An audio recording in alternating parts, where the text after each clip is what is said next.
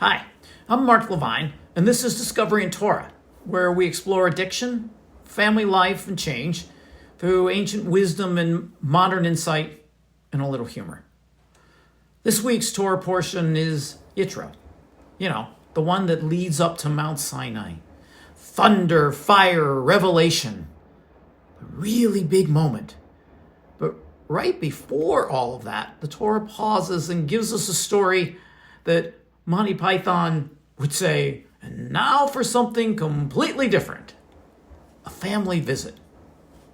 Moses' father-in-law, Jethro, shows up and watches Moses sit alone from morning until night, listening to everyone's problems, every dispute, every frustration, every complaint. And then Jethro says something surprisingly blunt. He tells Moses, Naval Tibor, you will surely wither. Not, dude, you'll get tired, but wither, as in dried up leaf falling off a tree. It's a rather bold thing to say to the greatest prophet who ever lived. One commentator explains that Jethro wasn't just worried about Moses. He was worried about everyone. You're the tree, he says. The people are the leaves.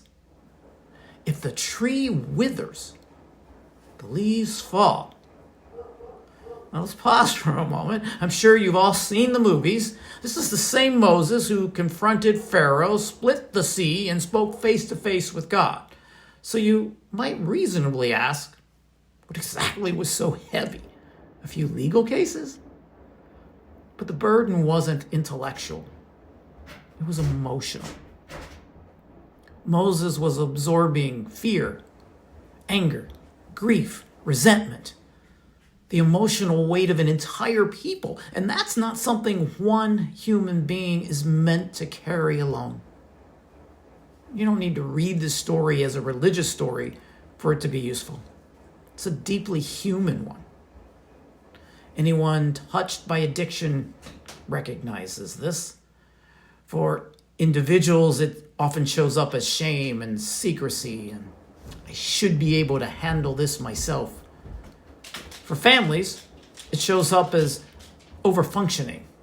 If I just stay strong enough, maybe everything won't fall apart.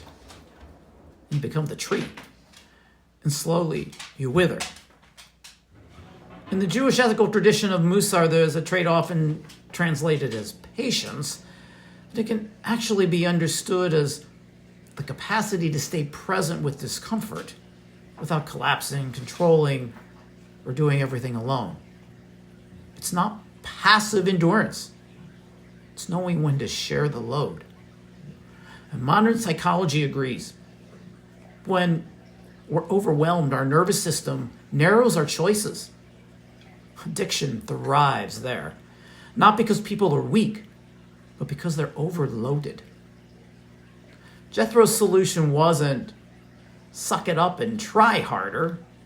It was stop doing this alone. Some weights are sacred, but they were never meant to be carried alone.